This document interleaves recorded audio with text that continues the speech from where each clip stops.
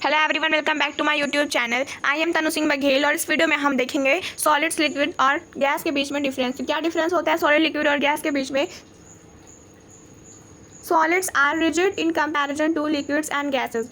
Solids क्या होती हैं? लिक्विड्स और गैसेस के मुकाबले काफ़ी ज़्यादा रिजिड होती हैं, और लिक्विड तो बिल्कुल भी रिजिड नहीं होता और गैस तो और भी ज़्यादा रिजिड नहीं होती। मतलब ये दोनों रिजिड नहीं होते, बल्कि सॉलिड रिजिड होता है। तो ये था पहला डिफरेंस। बात करते हैं, they have a definite shape and definite volume. इनके पास एक डेफिनेट शेप होता है, एक तरह का शेप होता है और वॉल्यूम होता है। फॉर एग्जांपल के लिए हम देखते हैं आइस को। अगर हम आइस को देखें तो इसके पास एक डेफिनेट शेप है, आइस के पास, और एक वॉल्यूम भी है, आइस के पास। और अगर हम आगे डिफरेंस देखें, वुड का अगर हम डिफरेंस देखें तो वुड के पास डेफिनेट शेप है और एक डेफिनेट वॉल्यूम भी है। इसका शेप दिखाई दे रहा है हमें। अगर हम ब्रिज की बात करें तो इसका शेप भी दिखाई दे रहा है, क्यूबाइड शेप में है ब्रिज, है ना। हम इसकी शेप पहचान पा रहे हैं और इसकी वॉल्यूम भी देख पा रहे हैं, इसकी एक डेफिनेट वॉल्यूम भी है। और अगर हम बात करें एप्पल की, तो एप्पल का भी हम शेप देख ही रहे हैं भाई, एप्पल किस शेप में है। लेकिन अगर हम देखें ब्लड को, तो क्या ब्लड का हम शेप देख पा रहे हैं? इट मीन्स लिक्विड की कोई डेफिनेट शेप नहीं होती, उसकी एक डेफिनेट वॉल्यूम होती है, लेकिन उसकी डेफिनेट शेप नहीं होती। अगर हम एग्जांपल देखें वाइन का, तो आप वाइन को देख पा रहे हो, क्या इसकी डेफिनेट शेप है? क्या ये किसी शेप में है? जी नहीं। इट मीन्स ये लिक्विड है और लिक्विड की कोई डेफिनेट शेप नहीं होती। क्या वाटर की कोई डेफिनेट शेप है? नहीं, वाटर की कोई डेफिनेट शेप नहीं है। पर अगर हम इसको जमा दें तो इसकी डेफिनेट एक शेप हो जाएगी, या इसके फॉर्म में हो जाएगा और ये सॉलिड हो जाएगा। पर यहाँ पे वाटर स्टेट की बात हो रही है, तो वाटर स्टेट एक तरह का लिक्विड ही है, ठीक है। तो ये फ्लो हो जाता है और इसकी कोई डेफिनेट शेप भी नहीं होती। और अगर हम बात करें गैसोलीन की, तो गैसोलीन भी फ्लो हो सकता है, लेकिन अगर हम बात करें गैसेस के एग्जाम्पल्स देखें तो गैस की कोई शेप नहीं होती, ना उनकी कोई वॉल्यूम होती है, ठीक। अब आप बाकी की प्रॉपर्टीज देखते हैं। Solid particles have low kinetic energy. What is the kinetic energy? Kinetic energy क्या होती है? काइनेटिक एनर्जी वो एनर्जी होती है जिसकी वजह से सारे पार्टिकल्स मूव करते हैं। अगर कोई भी पार्टिकल मूव कर रहा है ना, तो वो काइनेटिक एनर्जी की वजह से ही मूव कर रहा है। और पोटेंशियल एनर्जी किसको कहते हैं? इससे रिलेटेड है पोटेंशियल एनर्जी। लिख दूँ spelling, potential energy. Potential energy वो एनर्जी होती है जिसकी वजह से कोई भी ऑब्जेक्ट या कोई भी पार्टिकल जो है ना, वो रेस्ट मोशन में रहता है, उसको कहते हैं हम potential energy. It means kinetic energy की अपोजिट होती है पोटेंशियल एनर्जी। अब बात करते हैं कैंट बी कॉम्प्रेस्ड एप्रिशिएबली। मैंने अभी आपको कुछ एग्जांपल दिखाए, जैसे ये हो गया आइस का एग्जांपल हो गया। क्या हम इसको कंप्रेस कर सकते हैं? क्या हम इसको दबा सकते हैं? ये दब जाएगा? नहीं दबेगा ना, मतलब ये कंप्रेस नहीं किया जा सकता। अगर हम वुड को दबाएं तो क्या दब जाएगा? नहीं, इनकम्प्रेसिबल है, इसको हम कंप्रेस नहीं कर सकते। अगर हम ब्रिक्स को देखें तो ये भी इनकम्प्रेसिबल है। एप्पल्स क्या कंप्रेसिबल है? नहीं कंप्रेसिबल है, मतलब नॉट कंप्रेसिबल।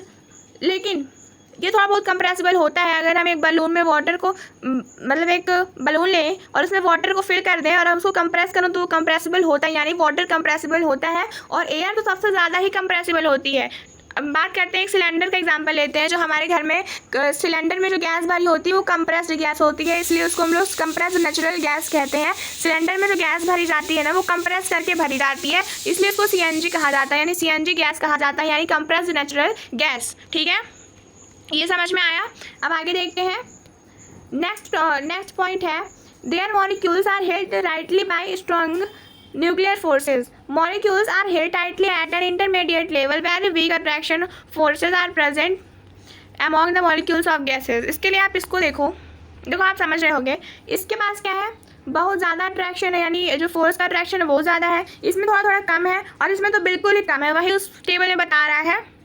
अब चलिए आगे के पॉइंट देखते हैं। Solids are present in a very dense form. जो सॉलिड पार्टिकल्स होते हैं ना, सॉलिड पार्टिकल्स वो काफ़ी ज़्यादा डेंस फॉर्म में प्रेजेंट होते हैं, इसलिए हम उनको कंप्रेस नहीं कर सकते और इसलिए उसमें डिफ्यूजन थोड़ा कम होता है। मतलब थोड़ा कम क्या, बहुत ज़्यादा कम होता है। सॉलिड में डिफ्यूजन तो बहुत ज़्यादा ही कम होता है, और उसके पार्टिकल्स जैसा कि मैंने अभी बताया बहुत ज़्यादा क्लोज होते हैं, बहुत ज़्यादा डेंस होते हैं, और क्लोज तो होता ही है।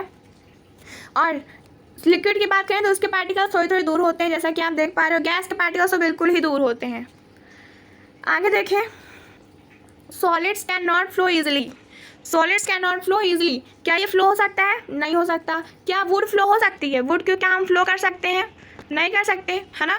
अभी मैंने एग्जांपल देखा आइस का, तो क्या हम आइस को फ्लो कर सकते हैं? नहीं कर सकते। लेकिन अगर हम इसको मेल्ट करें तो हम इसको फ्लो कर सकते हैं। लेकिन जब ये मेल्ट हो जाएगा तो लिक्विड फॉर्म में हो जाएगा, तब तो वो फ्लो हो सकता है, क्योंकि लिक्विड के पास फ्लूइड प्रॉपर्टी होती है। लेकिन अभी तो ये सॉलिड में है, तो ये फ्लो नहीं हो सकता, क्योंकि अभी तो सॉलिड है, आइस सॉलिड होता है ना। चलिए आगे एग्जांपल देखें। क्या ब्रिक्स को हम लोग फ्लो कर सकते हैं? बिल्कुल नहीं कर सकते। फ्लो सिर्फ गैस होता है या तो सॉलिड होता है। अगर हम कुछ फ्लो सिर्फ गैस और लिक्विड होता है, सॉलिड नहीं होता फ्लो, वही तो मैं बता रही हूँ 1 घंटे से। ठीक है, देखो जो ब्लड है ना फ्लो हो सकता है, ठीक, फ्लो हो ही रहा है। देखो यहाँ से यहाँ तक फ्लो हुआ है, यहाँ से यहाँ तक फ्लो हुआ है। और अगर हम बात करें वाइन की, तो वाइन भी फ्लो हो सकती है, वाटर भी फ्लो हो सकता है, और गैसोलीन भी फ्लो हो सकती है। लेकिन गैसेस भी फ्लो हो सकती हैं, ठीक, गैसेस भी फ्लो हो सकती हैं। गैसेस के पास फ्लूइड प्रॉपर्टी नहीं होती, बट फिर भी फ्लो हो सकती है। उतनी फ्लूइड प्रॉपर्टी होती है कि फ्लो हो सके।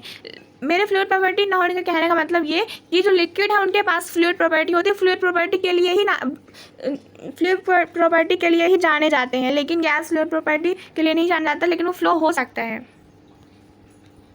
ठीक है, अब नेक्स्ट पॉइंट देखते हैं। The diffusion rate is very low. जैसा कि मैंने अभी बताया, ये जो अभी मैंने एक एग्जाम्पल दिया था, ये फिगर है, इसके जो पार्टिकल्स हैं ना ये काफ़ी ज़्यादा क्लोज हैं, इसीलिए ये डिफ्यूज़ नहीं कर सकता। अभी एक एग्जांपल लेते हैं। सपोज़ करो कि कहीं पे बहुत सारे ऑब्जेक्ट्स रखे हुए हैं, तो क्या उसके अंदर हवा जा सकती है? नहीं जा सकती ना।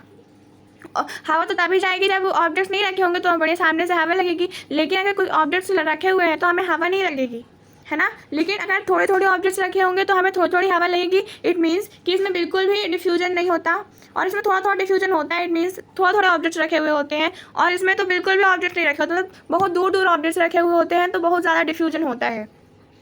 ठीक है, ये था हमारा सॉलिड, लिक्विड और गैस के बारे में प्रॉपर्टीज़ और उसके differences. Thank you so much for watching my video till the end.